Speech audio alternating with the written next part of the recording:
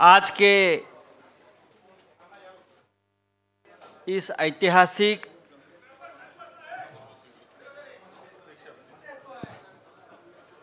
Media meet में आप सभी का स्वागत। आपल्या सगळ्यांचं मनापासून स्वागत। व्यासपीठावर मुंबईतील इंडिया अलायन्स बैठकीचे आयोजक, होस्ट, शिवसेना पक्षप्रमुख उद्धवजी ठाकरे, राष्ट्रवादी काँग्रेसचे अध्यक्ष, ज्येष्ठ नेते देशाचे माननीय शरद पवारजी, महाराष्ट्राचे माजी मुख्यमंत्री काँग्रेसचे ज्येष्ठ नेते अशोकरावजी चव्हाण, नानासाहेब पटोले आलेले आहेत, प्रांताध्यक्ष नानासाहेब पटोले, काँग्रेसचे प्रांताध्यक्ष नानासाहेब पटोले, ज्येष्ठ नेते बाळासाहेब थोरात, शेका पक्षाचे ज्येष्ठ नेते, शेका पक्षाचे प्रमुख जयंतराव पाटील, सुप्रियाताई पवार, सुप्रियाताई सुळे,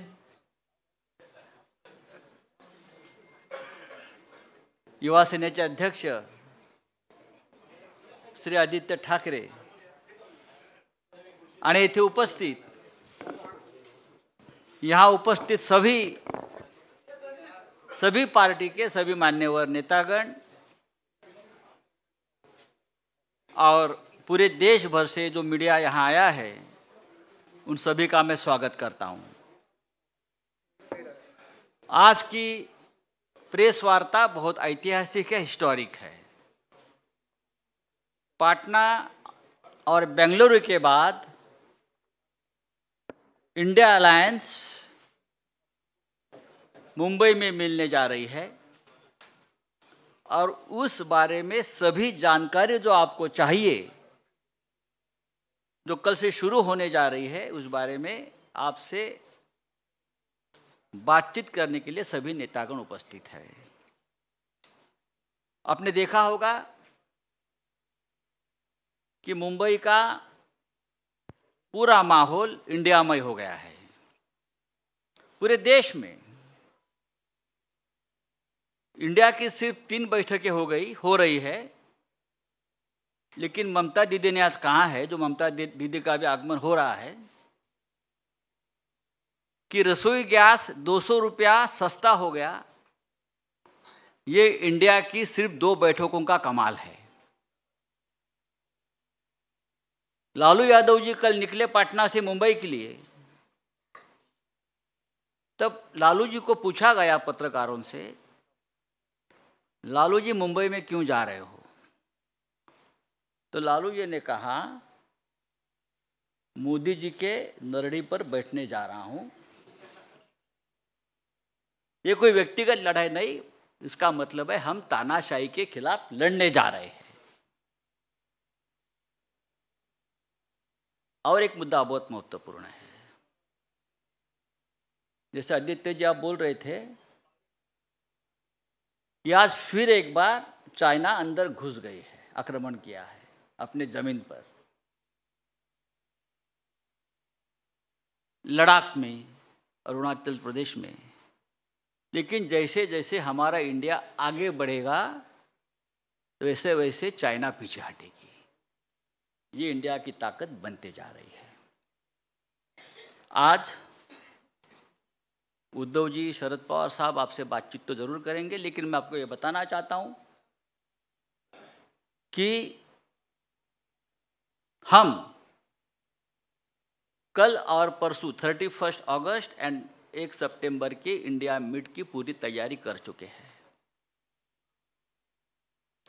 सभी प्रमुख नेता, सभी प्रमुख दल जो पटना में थे, जो बेंगलोर में थे, वो मुंबई में आ रहे हैं।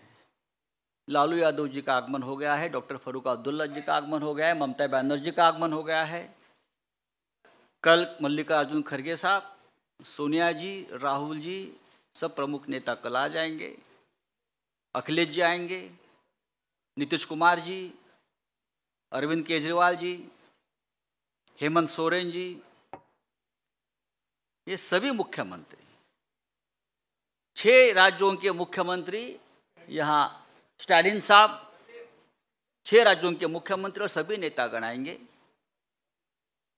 आपके मन में जो भी प्रश्न है, जो भी शंकाएं है, उस बारे में आप सवाल पूछ सकते हैं, लेकिन मैं आपको एक विनती करूंगा कि ये प्रेस कॉन्फ्रेंस ज़्यादा लंबा मत खींचिए। जो काम की बात है वो करिए। और अब मैं नाना पटोले जी को अपनी बात रखने के लिए आमंत्रित करता हूं।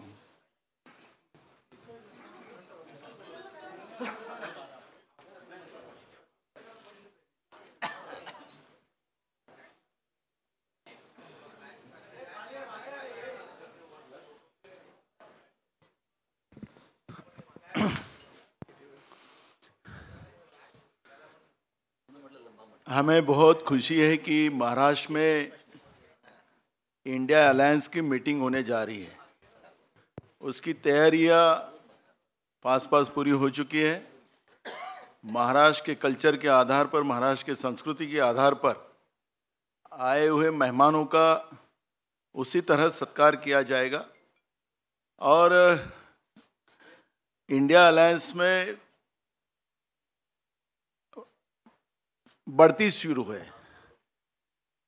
बेंगलोर में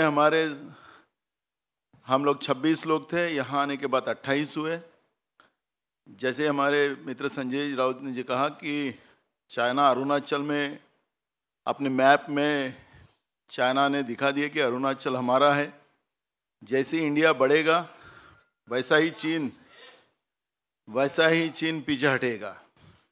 और इसीलिए आज हम MVA के तरफ से आदरणीय हमारे महाराष्ट्र के नेता, राष्ट्रीय नेता शरद पवार जी, उद्धव ठाकरे जी, हमारे अशोक चौहान जी आपसे वार्तालाप करेंगे। इंट्रोड्यूस हमारे मित्र संजय राउत जी ने आप लोगों को कराया है। मैं ज़्यादा वक्त नहीं लेते हुए अशोक जी आपसे बात करेंगे।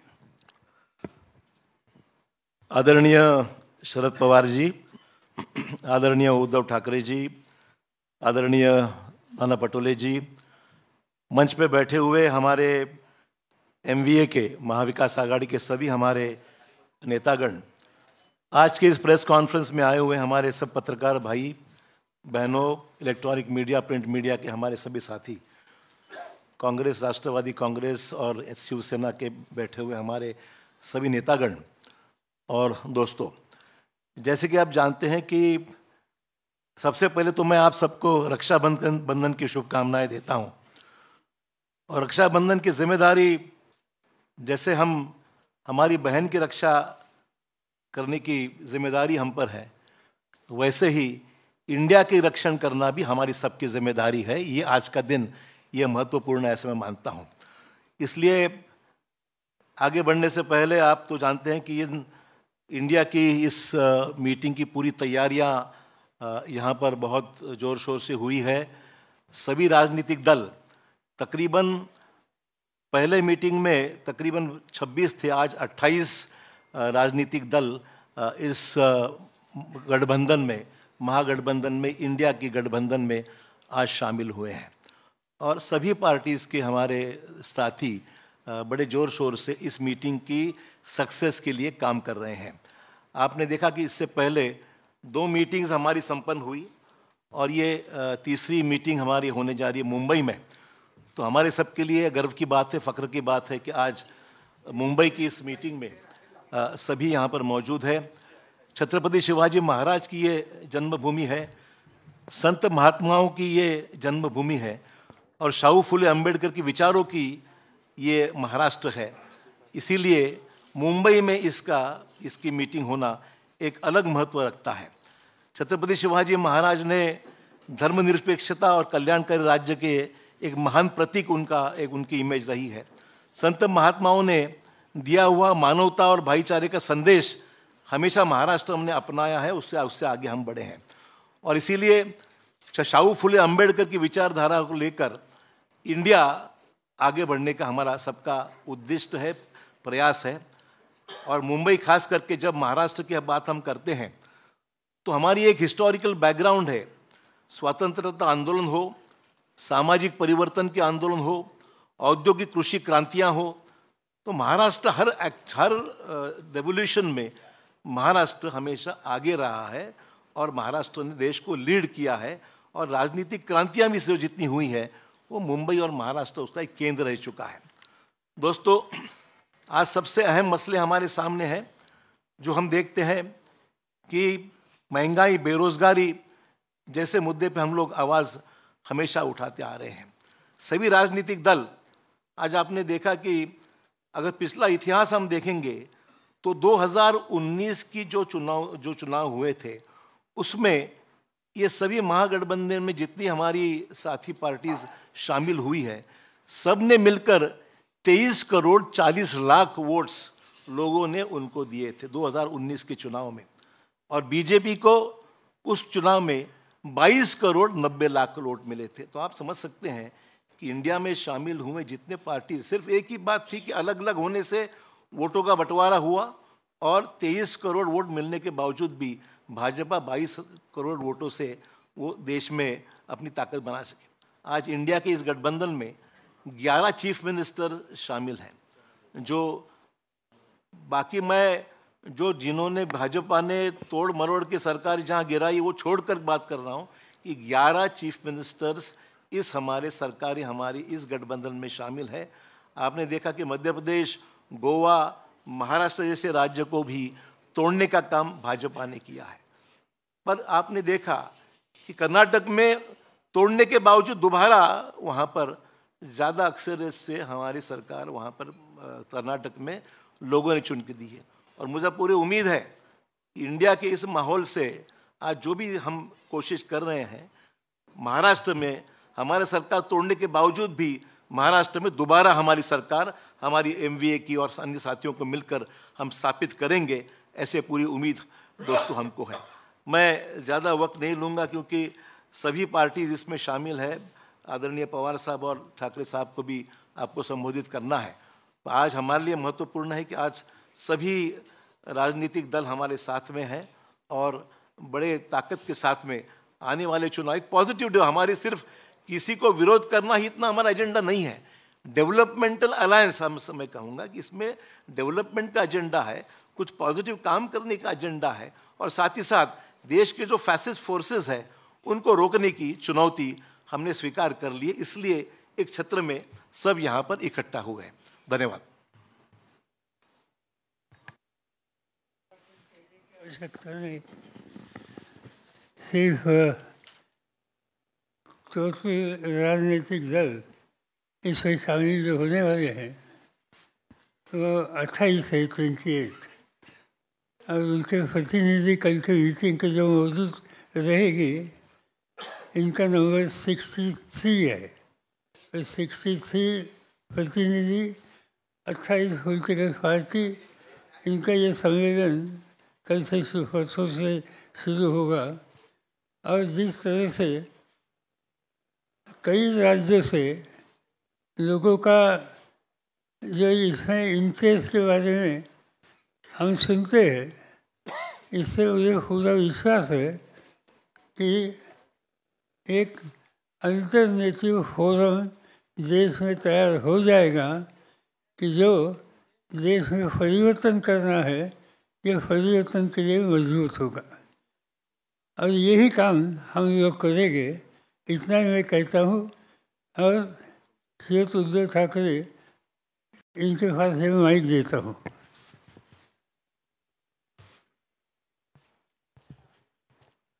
आदरणीय पवार साहेब, व्यासपीठावर माझ्यासोबत बसलेले सर्वच माझे मान्यवर सहकारी आणि पत्रकार आणि तिन्ही पक्षाच्या पदाधिकारी बांधवांनो आणि भगिनींनो, मराठी आणि हिंदी दोन्ही भाषांमध्ये बोलणार आहे। जसं अशोकरावांनी रक्षाबंधनाच्या शुभेच्छा दिलेल्याच आहेत, त्याचप्रमाणे मी सुद्धा सर्वांना, देशातील सर्व माझ्या मातांना आणि भगिनींना रक्षाबंधनाच्या शुभेच्छा देतो. आणि रक्षाबंधन केवळ एका दिवसासाठी असायला नको. राज्यकर्ता म्हटल्यानंतर आपल्या कारभारातला प्रत्येक दिवस हा महिला सुरक्षित राहण्यासाठी वापरला गेला पाहिजे. महिलांना आपल्या देशात सुरक्षित वाटलं पाहिजे, असा राज्यकारभार करायला पाहिजे, असं शासन असलं पाहिजे. दुर्दैवाने तसं शासन आज तरी आपल्या देशात आणि राज्यामध्ये दिसत नाहीये. मधल्या काळामध्ये मी त्याच्यावरती भाष्यही केलं होतं. 1-2-3 दिवसापूर्वी माझी हिंगोलीत सभा झाली, त्याही सभेत बोललो होतो.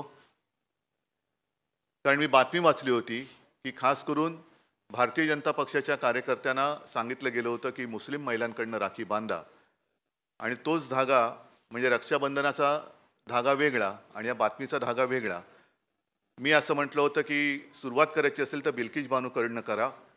आणि मणिपूरमध्ये या 2 महिलांची धिंड ज्या पद्धतीने काढली गेली, ज्याप्रमाणे आपल्या महिला कुस्तीपटू तिकडे दिल्लीत बसल्या असताना त्यांच्याकडे दुर्लक्ष केलं गेलं, तर या सगळ्या महिलांना सुरक्षित वाटावं असं सरकार आणण्यासाठी म्हणून आम्ही सगळे एकत्र आलेलो आहोत. और आप सभी तो जानते हैं कि पूरे देश को अपना परिवार मानने वाले सारे लोग जो देशप्रेमी हैं, मैंने पहली मीटिंग में कहा था कि मैं विपक्ष ये शब्द मानता नहीं हूं. हम इकट्ठा आए हैं अपने देश की रक्षा करने के लिए. रक्षाबंधन देश की रक्षा, भारत माता की रक्षा करने के लिए हम इकट्ठा आए हैं. और साथ ही साथ तानाशाही के खिलाफ तो हम हैं, जुमलेबाजी के खिलाफ हम हैं. संजय राउत जी ने जैसे कहा कि हमारी 3री मीटिंग होने जा रही है और आज ही गैस सिलेंडर के दाम 200 रुपये से कम हो गए. शायद मुझे ऐसे लगता है कि जैसे जैसे इंडिया आगे बढ़ेगा, एक दिन ऐसे आएगा कि आज की सरकार गैस सिलेंडर फ्री में दे देगी, सबको फ्री. क्योंकि वो सरकार अभी गॅसवर आहे, सरकारच गॅसवरती आहे. आणि त्याच्यामुळे सिलेंडरचे भाव जर का कमी केले असतील तर मला काय त्याच्यात आश्चर्य वाटत नाही. 9 साल हो गए, आज तक कभी बहनों की याद आई नहीं थी. आज अचानक बहनों की याद आ गई और रक्षाबंधन की गिफ्ट दी गई. क्यों 9 साल रक्षाबंधन हुआ नहीं था क्या? भाऊबीज काय 9 वर्षात झाली नव्हती? पण ह्या सगळ्या गोष्टी अब ये पब्लिक है, सब जानती है. ये पब्लिक है, सब जानती है. और कुछ भी करे तो अभी उनको बचाने वाला कोई नहीं है. आज जैसे हम आपके सामने इंडिया की मीटिंग करने जा रहे हैं कल और परसों, मुझे अभी नाना जी ने बताया कि वो भी लोग कुछ करने जा रहे हैं, महायुति की बैठक करो. लेकिन उस बैठक में सिर्फ हमारा विरोध नहीं करना. जो काश्तकार आज संकट में है, मैं खुद गया था और अब पूरे आप ही के माध्यम से मैं न्यूज़ पढ़ता हूँ, देखता हूँ. पूरे महाराष्ट्र में सूखे जैसी स्थिति है. क्या कर रही है अपनी राज्य की सरकार, क्या कर रहे हैं अपने प्रधानमंत्री जी? आएंगे कुछ ना कुछ एक भूल भुलैया दिखाकर चले जाएंगे, इससे कुछ होने वाला नहीं. अगर अच्छा काम करना है तो जब कोई संकट में होता है तब ही उसको मदद की आवश्यकता होती है, और उस वक्त जो मदद की जाती है वही मदद वो पूरे ज़िंदगी भर याद रखता है. और इसलिए ज़्यादा लंबी बात मैं भी नहीं करना चाहता हूँ. बाकी सारी बातें तो हम पूरे विस्तार से परसों करने ही वाले हैं, परसों वापस हम मिलने वाले हैं.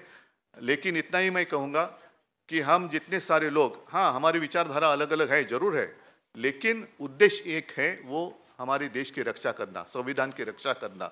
और फिर से दोबारा अपने देश में तानाशाही, अगर मैं कहूँ आज़ादी की जंग जो हुई थी, अशोक जी आपने जो बात कही ये बात सच है कि चले जाओ, मला वाटतं आपल्या मुंबईतच सुरुवात झाली होती, गवालिया टँक. तो चले जाओ क्यों, किसको? ब्रिटिश भी तो विकास कर ही रहे थे ना. अगर उनको भगाते नहीं हम लोग, पूरी ताकत रास्ते पे नहीं उतरती, तो ब्रिटिश भी तो विकास कर ही रहे थे. हमें विकास भी चाहिए, लेकिन विकास के साथ साथ हमें आज़ादी भी चाहिए. और विकास से भी ज़्यादा ऊंची हमारी आज़ादी है, उसकी रक्षा करने के लिए हम सारे इकट्ठा आए हैं. और विचारधारा अलग अलग होगी, लेकिन उद्देश्य एक है. और इसी को तो हम लोकतंत्र मानते हैं, प्रजातंत्र मानते हैं, लोकशाही मानते हैं. आणि ती लोकशाही वाचवण्यासाठी आम्ही एकत्र आलेलो आहोत. एकत्र राहू आणि आमच्या भारत मातेच्या हातापायात पुन्हा कोणत्याही हुकुमशहाला बेड्या घालायला देणार नाही, ही शपथ घेऊन आम्ही पुढे जाणार आहोत. धन्यवाद.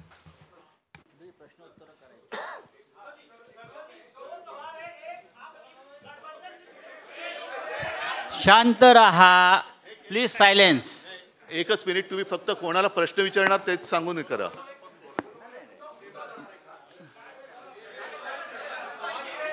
Hello sir. उद्धव जी 2 सवाल है मेरे. एक, गठबंधन से जुड़े किन मुद्दों पर आपकी चर्चा होगी गठबंधन से जुड़े? दूसरा, सारी बातें अभी कहूं तो फिर कल की मीटिंग की आवश्यकता क्या है? संयोजक कौन होंगे उसको लेकर क्लैरिटी, क्या उस पर फैसला हो जाएगा इस बैठक में? संयोजक कौन होंगे इंडिया सारी गठबंधन? बातें आपको जैसे मैंने कहा कि विस्तार से परसों आपके सामने की जाएगी, क्योंकि ये सारे जो मामले हैं वो देश के लिए है. हमारे कोई काय त्याला म्हणतात खाजगी गोष्टी काही आम्ही त्याच्यात करायला आलेलो नाही आहोत. देशाच्या गोष्टी आहेत आणि हा देश आमचा परिवार आहे, हो, हे देश आमचं कुटुंब आहे आणि म्हणून आम्ही एकत्र आलेलो आहोत.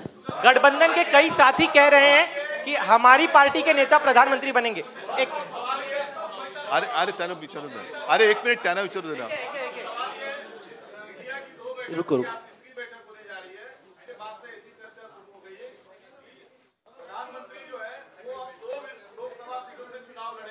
क्या आप दोनों बनारस में या जहां से वो दूसरी सीट से चुनाव लड़ेंगे संयुक्त सभा करेंगे? अरे चुनाव तो अभी दूर है ना, जब की बात तब देखी जाएगी. उद्धव जी, एक सवाल ये है कि जिस तरीके से हम अलग अलग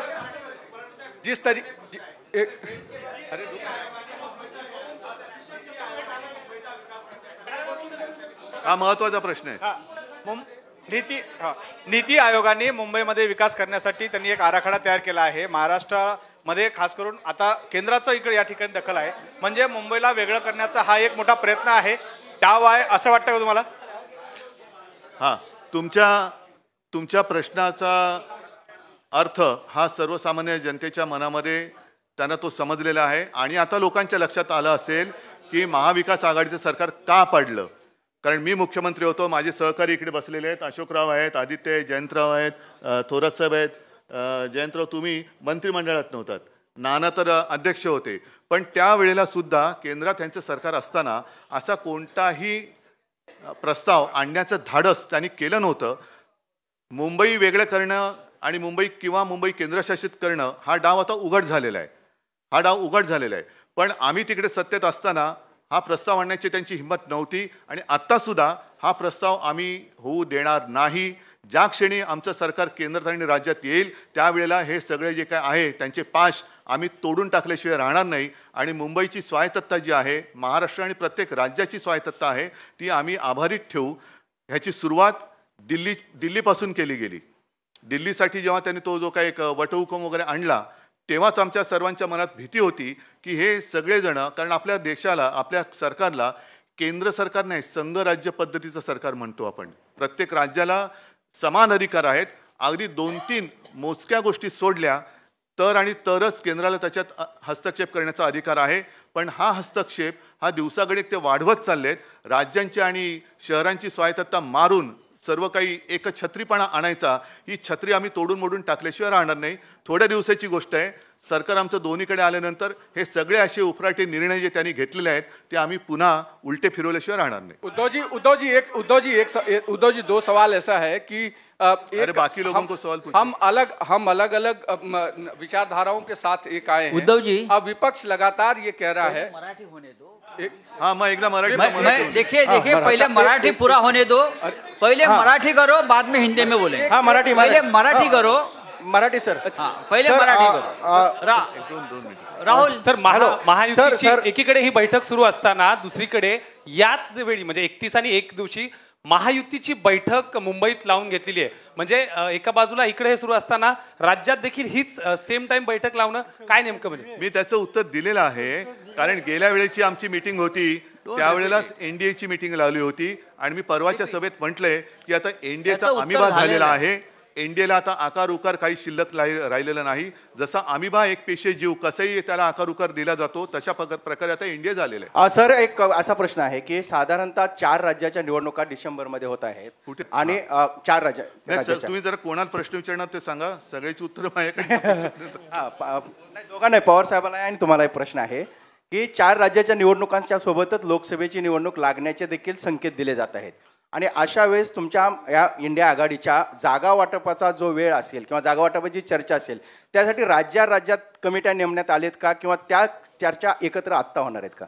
असं आहे की आम्ही जागा वाटपाची चर्चा सुरू केलेली नाही. आमच्या पहिल्या 2 ज्या बैठका झाल्या त्या महत्त्वाच्या होत्या आणि उद्या इथून पुढचा आपला सामूहिक कार्यक्रम काय असावा याच्या संबंधीची चर्चा होण्याची शक्यता आहे आणि त्या शक्यतेच्यामध्ये जर असा निर्णय झाला तर मग काही लोकांच्या ही जबाबदारी टाकली जाईल की तुम्ही अन्य राजकीय पक्षांशी डायलॉग साधा आणि याच्यातून आपण एकत्र जाऊ शकतो का त्या संबंधीचा अभ्यास करा. तर प्रश्न असा आहे की तुमची उद्धव साहेबांना तुम्हाला प्रश्न आहे, आपली प्रकाश आंबेडकरांसोबत युती आहे, मात्र त्यांचं असं म्हणणं आहे की मला या आघाडीचं निमंत्रण देखील नाही आहे, मी महाविकास आघाडीत देखील नाही आहे. एकूण युती आहे की नाही ते तुमचे? प्रकाश आंबेडकर आणि आमची युती गेल्या 23 जानेवारीला आम्ही जाहीर केलेली आहे. साहजिकच एक त्यांची गोष्ट बरोबर आहे की शिवसेना आणि प्रकाश आंबेडकर यांची युती आम्ही जाहीर केलेली आहे. आता या इंडिया बैठकीत किंवा इंडियाच्या आघाडीत येण्यासाठी त्यांची सुद्धा इच्छा आम्हाला प्रकाश आंबेडकरजींशी बोलून विचारावी लागेल आणि एकदा आम्ही एकत्र आल्यानंतर ते एकमेकापासून वेगळे होण्यासाठी एकत्र येत नाही. त्यांना सुद्धा व्यवस्थित त्यांच्याशी चर्चा करून जर त्यांची तयारी असेल तर ते सुद्धा या आपला म्हणजे महाराष्ट्रामध्ये महाविकास आघाडी आणि देशात इंडिया ह्याच्यामध्ये ते पण येऊ शकतात. उद्धव साहेब इकडे मुंबई देशाची आर्थिक राजधानी आहे आणि त्यामध्ये ही इंडियाची बैठक होते. आगामी काळात मुंबई महानगरपालिकेची देखील निवडणूक होऊ घातलेली आहे. तर अशा वेळेला असं वाटतं तुम्हाला? कारण ज्या पद्धतीने चाललेलं आहे ती पद्धत त्यांना निवडणूक घेण्याचं धाडस ते करतील असं मला वाटत नाही. आणि आत्ता जो आधी प्रश्न विचारला होता पवार साहेबांनी त्याचं उत्तर दिलं की 4 राज्यांसोबत लोकसभा, मी म्हणतो त्याच वेळेला महापालिका पण घ्या. याचा परिणाम दिसेल आपल्यासाठी, फायद्याचा परिणाम नक्की दिसणार आहे कारण लोक वाट बघतायत. धन्यवाद. आणि पवार साहेब एक सवाल असा आहे, उत्तर प्रदेशमध्ये मायावतींनी असं डिसिजन घेतलं आहे की ते तटस्थ राहणार आहे. तर यामुळे इंडिया आघाडीला काय वाटते? म्हणजे मायावती तटस्थ राहणार आहे, उत्तर प्रदेशमध्ये लोकसभाची जास्त सीट आहे की मायावतीजी नक्की कोणाच्यावर एकत्रित जाण्याची भूमिका घेणार आहेत. आम्हाला असं दिसतंय की काही वेळेला भारतीय जनता पार्टीशी सुद्धा त्यांनी सुसंवाद ठेवलेला आहे. ते आज ठेवतील असं मी म्हणत नाही, पण या सगळ्या गोष्टीची स्पष्टता जोपर्यंत येत नाही तोपर्यंत याच्यावर निर्णय घेणं अशक्य आहे. पवार साहेब एक मिनट एक सवाल ये है कि पवार साहब आपसे और उद्धव जी आपसे दोनों लोगों से, क्योंकि ये अलग अलग विचारधाराओं का अलायंस है, तो ऐसे में इस पूरे चीज़ों को जब आगे बढ़ेगा तो एक कोऑर्डिनेशन कमेटी की ज़रूरत पड़ेगी, क्योंकि ये लगातार चल रहा है. तो उसको लेकर क्या संयोजन समिति अलग से बनाई जाएगी? और दूसरा सवाल ये है कि विपक्ष जो सरकार में बैठे लोग हैं वो लगातार आप लोगों पर कह रहे हैं कि अभी तक कोई चेहरा आप लोग तय नहीं कर पा रहे हैं, तो प्रधानमंत्री पद का उम्मीदवार कैसे तय कर लेंगे? बात ऐसी है कि अलग अलग पार्टीज है, ये बात सच है, मगर बैठ कर डिस्कस करके मिनिमम कॉमन प्रोग्राम हम तैयार कर सकते हैं और मिनिमम एग्रीड प्रोग्राम इसके आधारित हम आगे जा सकते हैं. पवार साहब इंडिया नहीं एक ही मिनट, जो दूसरा सवाल आपने पूछा, हमारे पास प्रधानमंत्री बनने के लिए चॉइस बहुत है. सवाल यह है कि भाजपा के पास और चॉइस क्या है? जो 10 साल बैठे थे उन्होंने क्या किया सब लोग देख रहे हैं, सब लोगों ने उनका अनुभव लिया है. अब बीजेपी के सामने सवाल है कि अरे अभी चुनाव जीतना है, क्योंकि कर्नाटक में तो देखा आपने कोई कामयाबी हासिल नहीं हुई. बजरंग बली भी लाना पड़ा उनको, लेकिन तो भी बजरंग बली ने उनको आशीर्वाद नहीं दिए. तो अब उनके सामने सवाल है कि चॉइस क्या है, क्या कौन बनेगा जो करोड़पति नहीं. साहब एक दोन प्रश्न. क्या इसी डर से लगातार वो लोग ये कह रहे हैं कि कोई दूसरा चुनाव हम एक साथ नहीं कराएंगे, क्योंकि उनका एंटी इनकम्बेंसी जो है वो नेशनल वाइड पर ना पड़े, ऐसी उनको डर है क्या उनको? अभी उनके मन की बात मैं कैसे समझूं? वो तो टीव्ही पे होती रहती है. पवार साहेब, मला प्रश्न विचारायचा आहे की इंडिया अलायन्सच्या बाबत थेट पंतप्रधानांपासून ते अमित शहा हे थेट आरोप करतात की एकतर भ्रष्टाचारी आणि घराणेशाही अशा स्वरूपाची ही अलायन्स आहे. याला उत्तर काय तुमचं? आणि पहिल्यांदा मी प्रधानमंत्र्यांचं भाषण भोपाळचं ऐकलं आणि भोपाळच्या भाषणामध्ये त्यांनी काँग्रेसवर टीका केली, भ्रष्टाचाराची.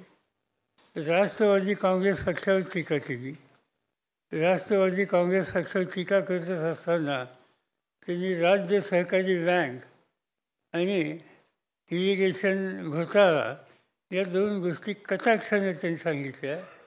माझा आग्रह एकच आहे प्रधानमंत्र्यांचा, ते प्रधानमंत्री आहेत देशाचे, जिथे सत्तेचा गैरवापर झाला अशी माहिती त्यांच्याकडे असेल तर त्यांनी सखोल चौकशी करावी आणि वस्तुस्थिती समाजाच्या समोर ठेवावी.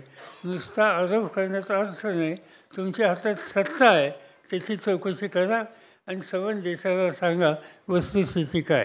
पवार साहेब, एक प्रश्न असा आहे पवार साहेब, आपल्यासोबत आपले काही सहकारी बाजूला गेले, त्यामुळे अनेक लोक आपल्या संभ्रमणात आहे. जे काही पार्ट्याज आहेत देशभरामधले त्यांचाही संशय आहेत की पवार साहेब आमच्यासोबत आहेत आणि त्यांचे काही सहकारी भाजपसोबत आहे. हा संभ्रम मोठा आहे, लोकांमध्ये आहे, कार्यकर्त्यांमध्ये आहे. काही संभ्रम नाही. या लोकांना त्यांची जागा उद्याच्याला या राज्याचे मतदार दाखवतील. अजिबात स्पष्टता आमच्या सगळ्या हितचिंतकांच्यामध्ये आहे. पवार साहब, दिनेश पवार साहब, दो सवाल है. असदुद्दीन ओवैसी, सवाल ये है कि आपने तो कह दिया कि संभ्रम नहीं है, भ्रम नहीं है, लेकिन कांग्रेस और शिवसेना के नेता कहते आए हैं कि लगातार भ्रम बना हुआ है. आज की जो पत्रकार परिषद है ना, वो इंडिया के बारे में है, अपने देश के बारे में है. कोऑर्डिनेशन हम लोग तो मिलते रहते, उस वक्त ये सारे सवाल जवाब हो सकते हैं. पवार साहेब प्रश्न असा आहे, पवार साहेब आपण सगळ्या विरोधी पक्ष, सगळ्या पक्षांना आपण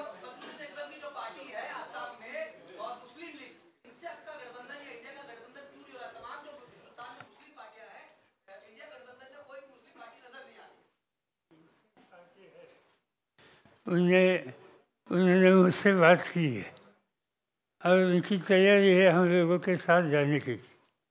तो ये कोई अकेला इस पर डिसीजन ले नहीं सकता. इस पर कांग्रेस के साथ बात करनी होगी, उद्धव जी के नेतृत्व वाली शिवसेना के साथ बातचीत करनी होगी और इस पर कलेक्टिव डिसीजन होगा.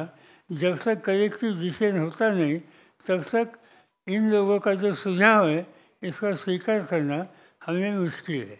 क्या ओवैसी साहब और बीआरएस को लेकर बातचीत चल रही है आपकी? उद्धव जी, पवार साहब, क्या आज चूंकि बातचीत इंडिया बैठक की होगी, मैं एक सवाल ये जानना चाहता हूं कि कन्वेयर को लेकर के, संयोजक को लेकर के जो चर्चा चल रही थी, बताया जा रहा है, क्लैरिटी हम चाहते हैं. कांग्रेस से कहती है कि हम टीएमसी और दूसरे नेताओं के अंडर में काम नहीं कर सकते, दूसरी पार्टी कहती है हम कांग्रेस का कन्वेयर एक्सेप्ट नहीं कर सकते. सुनो एक मिनट, इस सारे बातों का जवाब आपको मिल जाएगा, लेकिन एक बात आपको ध्यान में रखना चाहिए. शायद मैंने आज एनडीए का संयोजक कौन है मुझे तो पता नहीं, आपके पास अगर जानकारी होगी तो आप दे दीजिए.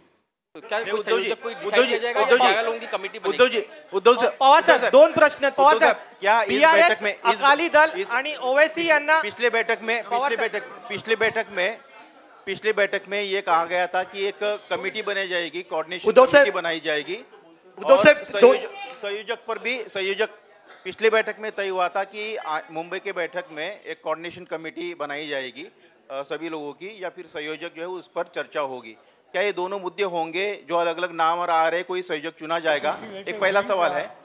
नहीं, इसलिए तो मैंने पहले शुरुआत में कहा ना कि परसों हम दोबारा मिल रहे हैं और उस वक्त कल और परसों जितनी सारी बातें होगी आपके माध्यम से पूरी जनता, देश की जनता के लिए हम सबके सामने रखेंगे. उद्धव साहेब, दोन विषय लगता है. पहिला प्रश्न तुमच्यासाठी आहे. उद्धव साहेब, पहिला प्रश्न तुमच्यासाठी आहे. तुम्ही मगाशी म्हणालात की इंडियाची बैठक आहे, इंडियाच्या विषयावरती बोललं पाहिजे. आज सगळे एकत्र आहेत, पण सातत्यानं सामनामधून शरद पवार आणि अजित पवार यांच्यावरती सातत्याने टीका केली जाते. हा विसंवाद का आहे की कुठेतरी सतत टीका होते आणि तुम्ही, जेव्हा आम्ही आमचं वैशिष्ट्य आहे ज्यांच्या सोबत असतो त्यांच्यावर टीका करतो. आणि दुसरा पवार साहेब, पवार साहेब दुसरा प्रश्न असा आहे की साधी गोष्ट आहे तुम्ही तुमच्या मीडियातनं टीका केली म्हणून आम्ही काम करायचं थांबवायचं का? तुम्ही तुमचं काम करा, आम्ही आमचं काम करतो. पण पवार साहेब शिवसेनेचे नेते मागणी करतात की उद्धव ठाकरेंना पंतप्रधान पदाचा उमेदवार म्हणून घोषित करावं. जातो उद्या शपथ घेतो. पवार साहब दो चीजें सर, क्या बीआरएस अकाली दल और असदुद्दीन ओवैसी की पार्टी को साथ में लाने के लिए आप लोग कोशिश कर रहे हैं, बातचीत चल रही है? पवार साहब बात अभी तक हुई नहीं, मगर अकाली दल की इनकी एक भावना है कि इसमें साथ जा सकते हैं तो हम सोच सकते हैं, मगर इतना वो आसान नहीं है क्योंकि हमारे साथ केजरीवाल है, पंजाब की हुकूमत उनके हाथ में है, कांग्रेस पार्टी की वहाँ नीति अलग है और इसलिए हम जिससे हमारे डिफरेंसेस बढ़ेंगे ऐसा काम कुछ नहीं करेंगे. सभी को धन्यवाद. मुझे लगता है कि ये प्रेस कॉन्फ्रेंस हमने खत्म कर दी है. धन्यवाद.